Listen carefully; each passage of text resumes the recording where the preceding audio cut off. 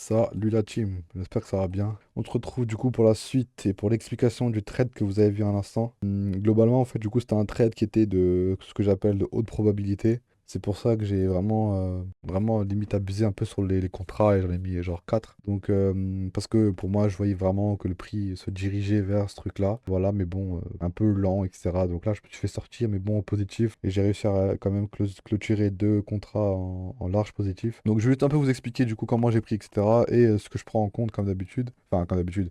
Là, d'habitude, je montre au contraire, je montre pas trop, mais bon, là, j'essaie de montrer pour faire un peu, essayer de faire comprendre les gens, ceux qui se posent des questions, comment je trade, etc. Je tiens à préciser quand même que moi, je ne suis pas un conseiller financier et je ne, je, genre, je fais juste ça par plaisir.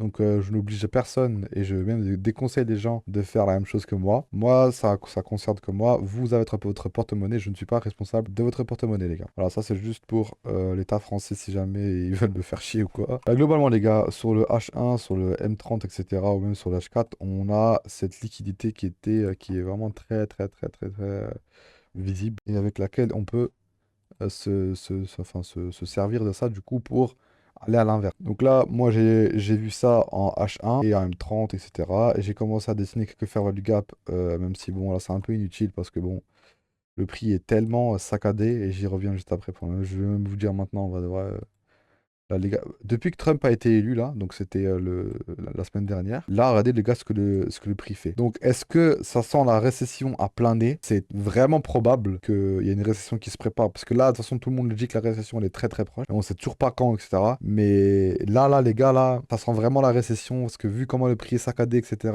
ça sent vraiment mauvais. Enfin bref, du coup, H1 les gars, on a cette liquidité là qui s'est fait prendre, et donc il y avait celle-là et celle-là, donc ça fait vraiment c'est un truc magnifique quoi pour moi et pour les traders ICT, même celle-là aussi d'ailleurs. Du coup après les gars je suis descendu M30, il n'y avait pas grand chose à voir, peut-être si c'est de faire value gap etc.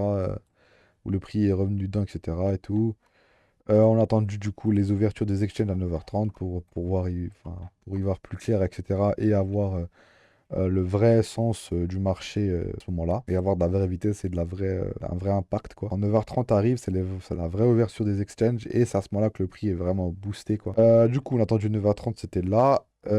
Et on a attendu du coup aussi également, c'est ce que je fais tout le temps moi, la macro de 9h45, celle du reversal. Pour être tout à fait honnête avec vous les gars, moi j'ai pris un buy ici, donc je me suis juste fait SL, voilà, un peu quelque part vers là, je sais plus c'était où exactement je me suis fait SL. Et en fait, c'était après que j'ai vu que cette liquidité-là, en fait, elle était présente. Et c'est après ça, du coup, que j'ai pris du coup le buy que vous avez vu juste avant là, le long. Donc j'ai attendu ça, les gars, et j'ai pris mon long. Putain, je sais pas où j'ai pris mon long. Attendez, j'essaie de retrouver. Voilà. Donc ça, c'était ça où là, je me suis fait SL. Voilà. Là, j'ai acheté plusieurs fois et je me suis fait SL, je me suis fait SL ici. Et là, j'ai acheté là. Ok. En vrai, j'ai acheté un peu en retard. J'aurais peut-être dû l'acheter là en S15. Et j'ai pas vraiment pris d'entrée en particulier. Je crois si qu'il y avait. Attends, putain, il faut que je remette ça parce que je les ai enlevés. Je crois que je suis rentré sur. Ah oui, voilà. Je suis rentré sur cette ferveur du gap là qui venait de se faire tester à l'instant même où je suis rentré.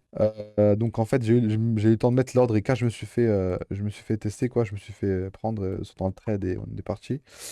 Donc, je sais pas si vous avez vu, donc à un moment où j'étais vraiment très proche de mon SL, je crois que c'était même à un pips après, donc je me faisais toucher.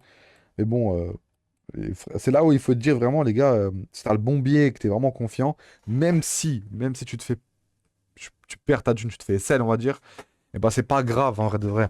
C'est chiant, il faut que tu retiennes ta frustration en toi, etc. Mais c'est pas très grave, parce que t'avais le bon biais, etc.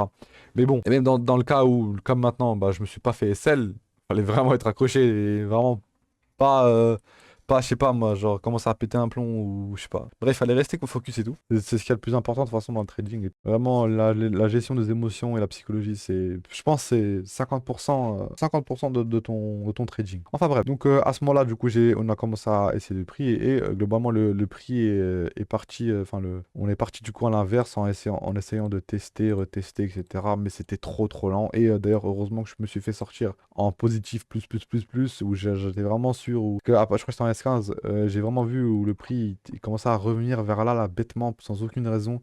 Je me suis dit, non, c'est mort.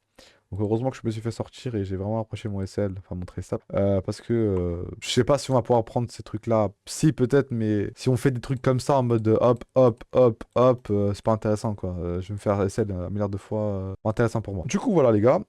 Pour cette vidéo, les gars, qui était assez rapide. Si elle vous a plu et si vous avez appris quelque chose, les gars, je fais pas des grandes synthèses où on apprend des trucs de fou non plus. Enfin, c'est pas non plus, comment dire, c'est pas une formation, quoi. Donc, vous n'allez pas apprendre énormément. Mais il y a la chaîne, pardon, de The Sea et celle d'ICT qui sont très bien pour apprendre, etc. En plus, vous ferez deux choses en même temps, c'est-à-dire, enfin, vous ferez une pierre deux coups, vous apprendrez et l'anglais et bah, le trading, c'est ce qui vous motive. Voilà, donc si ça vous a plu encore une fois la vidéo, laissez un pouce bleu, abonnez-vous les gars. Et puis voilà les gars, ciao.